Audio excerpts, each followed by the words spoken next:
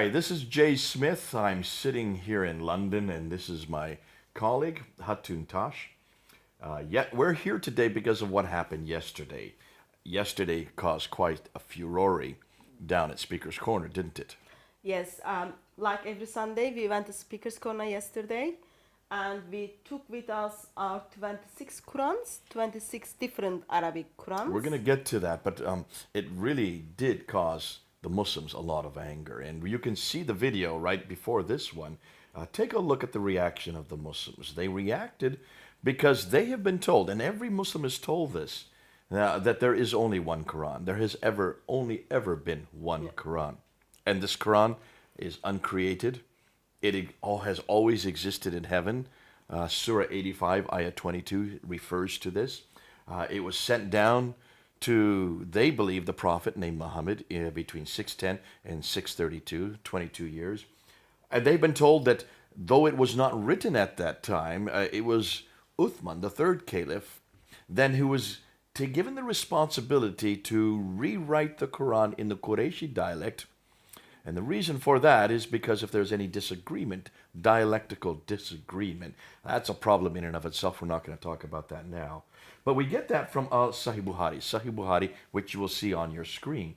Sahih Bukhari, volume 6, hadith number 5.9 and 5.10. In 5.9, it refers to the fact that Zayd ibn Thabit, along with three others, Zubair, Alas, and Harith, were given the responsibility to rewrite the Quran. Yes. Very important that was therefore when the Quran was written down. And then Uthman did a very curious thing. Uthman ordered all other written materials to be burned. Burned. Yeah. Why would you burn Well, something? you wouldn't want people to see what people were disagreeing with. Obviously, these were disagreements. If this was just dialogical or dialectical differences or different readings, then you wouldn't need to burn them, would you? Yeah. So obviously must be one reading that we're talking about here. According to tradition, yes, According to Al-Bukhari. we should have one Quran from time of Uthman, one dialect, one version. Nonetheless, he then took the one that the canonized one that Zayd ibn Thabit compiled, and he took that one and he sent it to all the different provinces. Now, we have a problem with that a little bit because we have found that there are more than just one province, aren't there? There's quite a few copies that were sent to others. There's a tradition of how many of these provinces there were. Give me some of the ideas of what we have found. Tradition a bit confused how many provinces there were. We read there are some writings talks about there were 4 copies written and then sent it to the 4 major cities. Another tradition tells us there were 5 copies, one kept in Mecca. There is another and the one tradition before is Abu Ahmad al-Dani talks about the 1 to 4 copies. Yes. Suyuti, who much later in the 15th century talks about the 5 copies. Yes. And then we read there might be 6 copies, one Uthman's personal copy, and then one different from Medina. And then there is 7 copy, that might be 7 copy, which is Mecca, Medina, Syria, Basra, Kufa, Yemen, Bahrain, or Egypt. We read those things around 9th century again by Abu Hatim as Sijistani. Or there might be some commentaries, there might be 8 copies. Well, so tradition a bit confused how many copies made and send it around. What does when it says to every province, how many provinces existed? So when we look back, we see in 7th century there are 9 provinces. Let me just list them all to you. You have Basra, you have Baghdad, you have Damascus, you have Jerusalem, you have Cairo, you have Alexandria, you have Aden, then you have Herat and Nishapur. So you've got 9 cities. I've got 9 that I count there. So it's not 4, it's not 5, it's not 6, it's not 7, it's not 8. It is 9 provinces that they were sent to. That's quite a few provinces. And obviously, with the question we've asked many years, and we've done this also at the Speaker's Corner, if there are 9 of them that were sent out just 1,400 years ago, we should be able to find those 9. We can't find them, can we? Yes, we should have 9 complete copy of the Quran, written down, complete, perfect, from 9 different cities. We can't even find one. But today we don't have anything. Not from the mid-7th century that is complete. And that is exactly like the the same, Quran that we yeah. have today. Now, beyond that, Uthman wanted to also be very careful. He wanted to make sure that every copy that was sent out, regardless whether it was 4 or 9, that he sent somebody with each copy, did he not? Yes, as he sent people to places with every Quran, there were one person who went to these places. For example, we know in Medina, Zayd bin Thabit, in Mecca, Abdullah bin Saib, in Basra, Amir ibn Abdul Quyas. Sorry for the Abdul pronunciation. Qais. Qais. In Syria, Al-Muqarid ibn Shuba. Mughira ibn Shuba. Okay. That's my American accent. And to Kufa, Abu Rahman al-Sulaimani. Now listen, just for those who are watching, we're desecrating the Arabic language. Please forgive us. She's Turkish. I'm American. Arabic is not our native language. Though we read Arabic, we do not pronounce it as you do. Forgive us right off the top, because we are going to mispronounce it all the way through, aren't we? So that's why we will put them on the screen for you to see and understand what we are trying to say. Please read them on the screen for your own sake, especially those who are native speakers. We can understand that probably is difficult for your ears. Now, nonetheless, he wanted to make sure that every one of these, and we've got a great graph that we're going to put up right now, Yeah. that shows that there were problems even with those that went with each one of these copies. The characters, the teachers, didn't always agree with what should be in the Quran. In fact, there were students of the teachers that disagreed with the teachers, weren't there? Yes, but that goes back to time of Muhammad, because we read from the Sahih Muslim and Sahih Bukhari and Sahih Muslim. There is a story talks about two people are trying to recite during the prayer. They are reciting the same surah, but the way they recite the surah is different from one another. Right. One of the guy, you can get the full reference on the screen. One of the guy gets very angry with other guy's recitation. Both of them Okay. goes back to Muhammad, and Muhammad listened both of the recitation, and then he says, "Oh, that's fine. It's revealed to me in different ways." Right. Okay. So there is an admission that is revealed in different ways. Yes, that takes place, of course, before 632. Right. So in 650s, there is only one, like the Quran is written down as one In one form. one So perfect when you form. write it down, there's not many ways to. I mean, you can read it by different dialectical readings, but we're talking about consonantal text form, the razm. The razm is the word letter by letter by letter by letter by letter. There's only one way to write that letter. Yeah. Now, there are many different ways to pronounce it. You're right. When you read it, you can pronounce it different ways. Yes, Is but- that the reading that Muslims are confusing today? Muslim understanding of the reading looks like it is just the way you pronounce it. See, that's not how it's written, though. So plus that it doesn't look like that is how it was in time of Muhammad, because in the Sahih Bukhari, the story I just told, those two people are from the same place and they are reciting the same surah. Muhammad does say that there are different readings, and why Yes. don't you go ahead and read this, and we'll put it up on the screen, because he does admit that there are different readings, doesn't he? Yes. This is from Sahih Bukhari, volume 6, book 61, number 514, and 561, and also you can read the similar stories from Malik Muwatta 15, hadith number 5. Narrated by Umar bin Akhatab. I heard Hisham bin Khatim reciting Surah Al-Furqan during the lifetime of Allah's Apostle, and I listened to his recitation and noticed that he recited in several different ways, which Allah's Apostle had not taught me. I was about to jump over him during his prayer, but I controlled my temper, and when he had completed his prayer, I put his upper garment around his neck and seized him by it and said, "Who taught you this surah which I heard you are reciting?" He replied, "Allah's Apostle taught it to me." I said, "You have told a lie, for Allah's Apostle has taught it to me in a different ways from yours."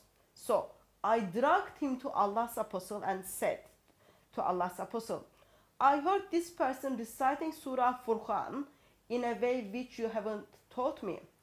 On On that, Allah's apostle said, "Release him, O Umar. Recite, O Hisham." Then he recited in the same way as I heard him reciting.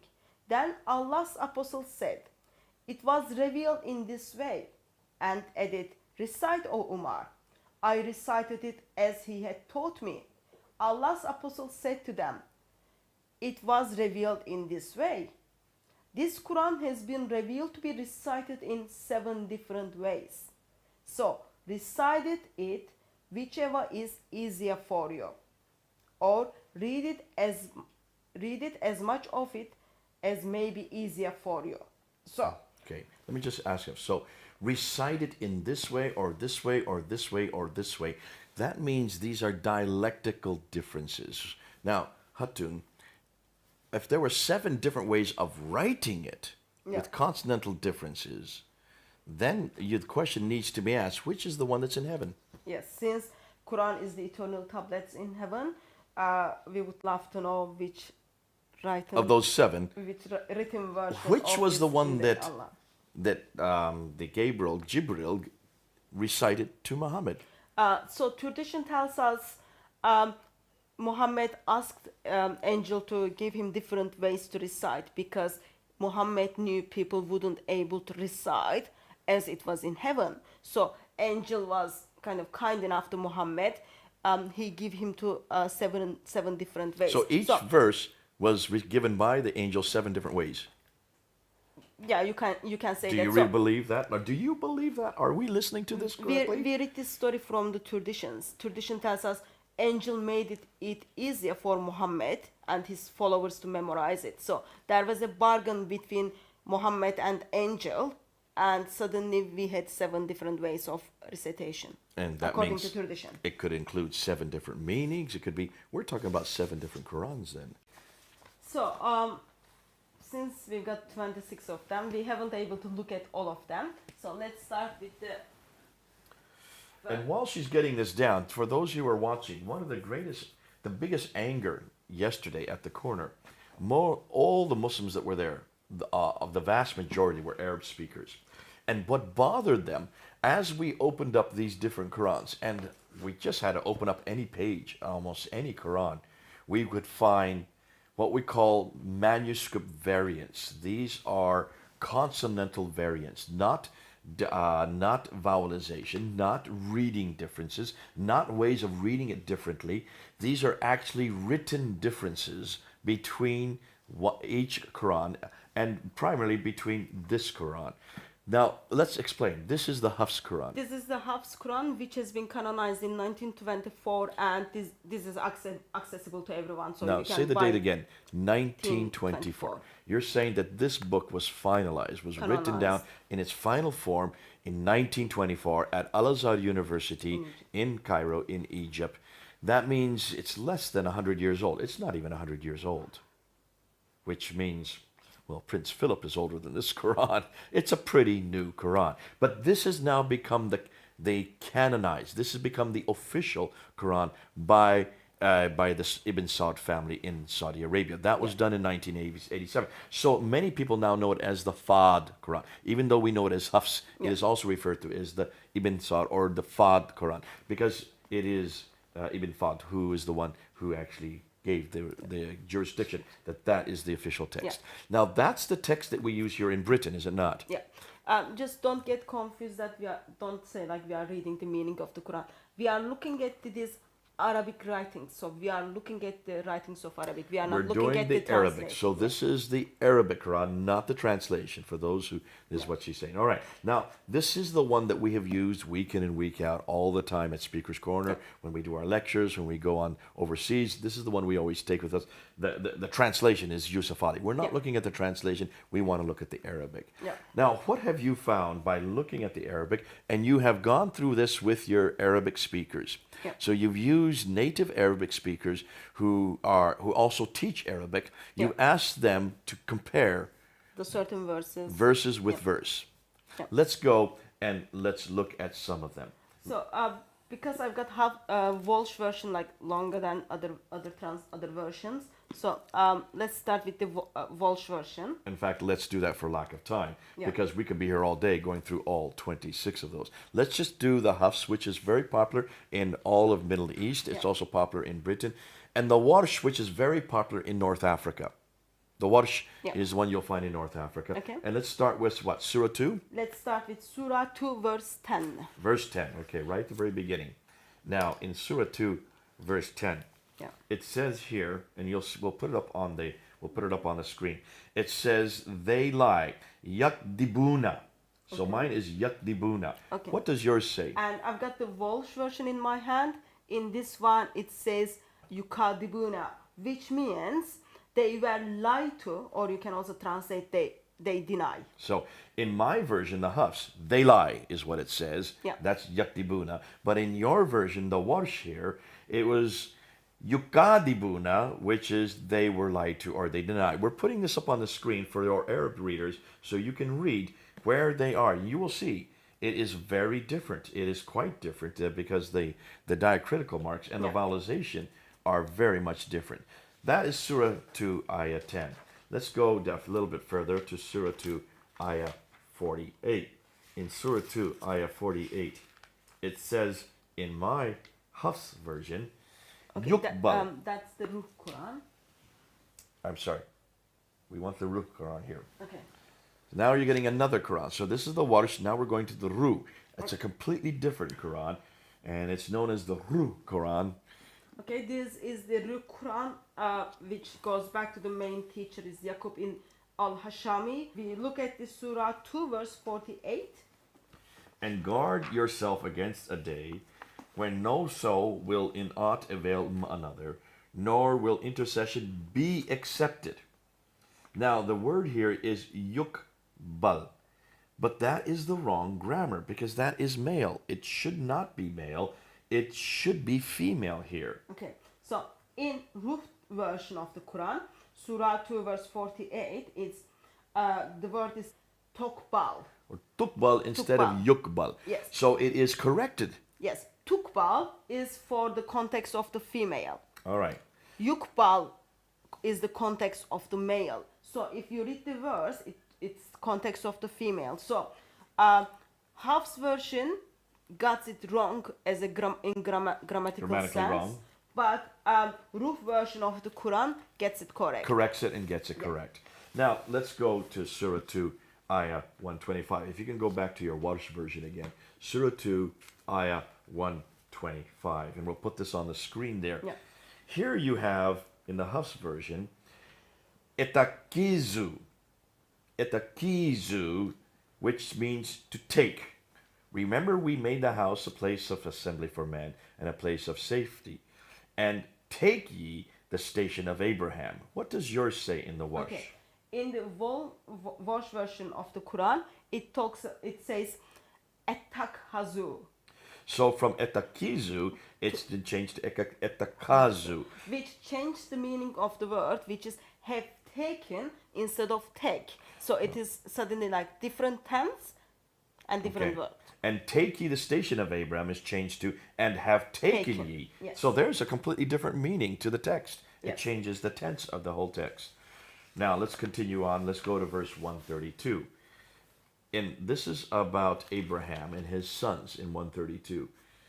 And here in 132, as you can see, I'm holding it up here, the reference is Abraham enjoined his son, and the word is wawasa. Wawasa. What does it say in the Warsh? Okay, in Walsh it is as wa'awsa. Wa'ausa. Okay. So in Walsh version of the Quran it says, and Ibrahim instructed his son. So here you have an inclusion, an interjection in the Warsh of an aleph. Yes. An aleph is put between the two waws. Yes.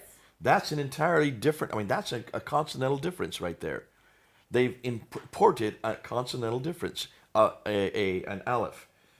Wawasa, enjoined, has been changed to wa'ausa, instructed in verse 132. Now let's move on to 140. Surah 2, Ayah 140. In Surah 2, Ayah 140, in my Hafs version, it says takuluna. So you say, takaluna, you say. Okay. In Walsh version of the Quran, it says yakulun. From Yakuluna. takuluna, it's yakuluna. Yes. That makes it third person plural. Yes. They say. Yes. Do they say that Abraham and Ishmael and Isaac and Jacob? So it's even a question. Do you say? So here is do you say been changed to third person plural to do they say. So Yes. that has a hugely different, because it's they plural versus you singular. So that has another enormous difference there. Now let's move on to Surah 2, Ayah 184. Surah 2, 184 says here, Ta'amu miskini. Okay. So redemption by feeding a poor man, it's singular. So ta'amu miskini. But what does it say in the Warsh? Okay. In Warsh version, Surah 2, verse 184, Ta'ami masakina, which means redemption by feeding poor man. So redemption by feeding group of people. Versus in Hafs, it is redemption by feeding a man, one person. You get redeemed according to the house burden by just feeding one person. By the Warsh, you get redeemed by feeding many men. Yes. That's a huge difference, because that also has an impact on how you get redeemed, how you find redemption. Now let's go to Surah 2, Ayah 214. Surah 2, Ayah 214 talks about the past and the future. So I want to, because here you have completely different. Now in the Hafs, it says that they said hatta yukula. That's the past tense. That they said hatta yukula. There you can read it on the screen. Yeah.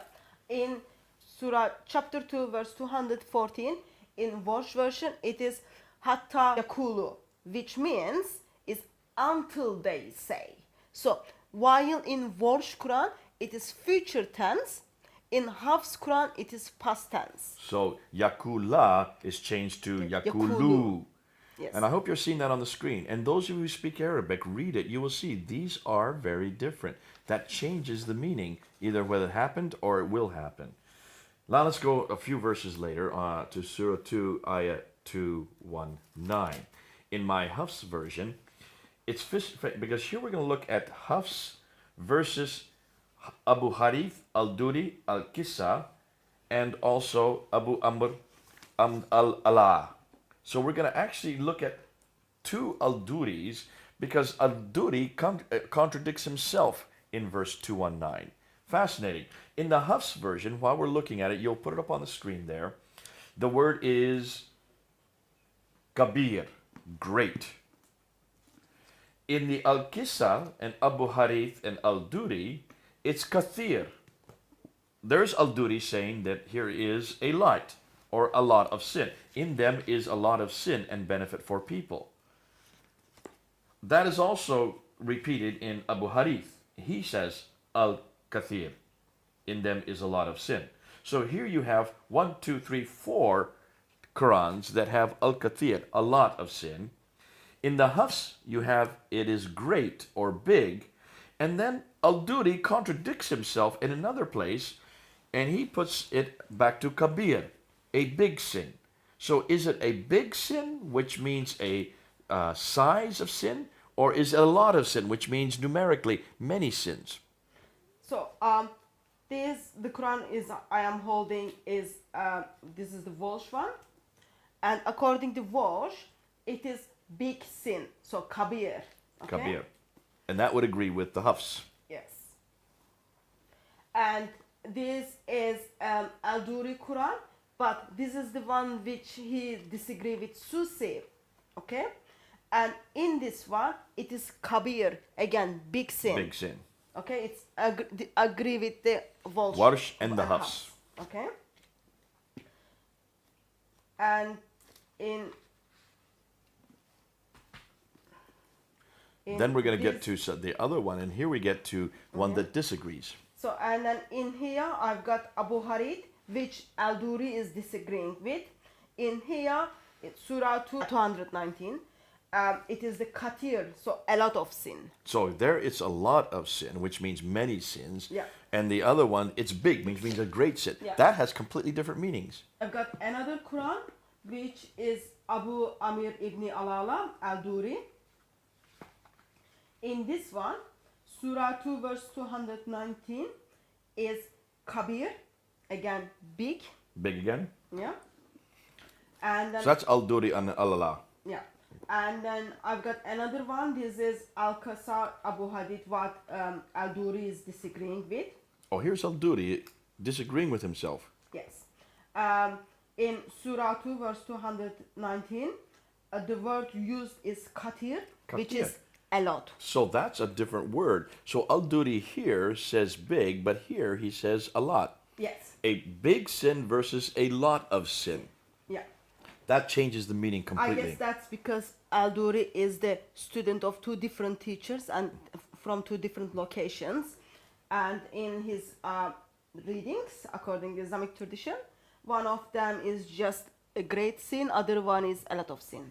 So the great sin, Al-Duri says that when he's with Al-Allah, but Yeah. when he's with Al-Qisal, he Yeah. then puts it to a lot of sin. Fascinating. So here you have even a student disagreeing with himself, depending on what teacher he is with.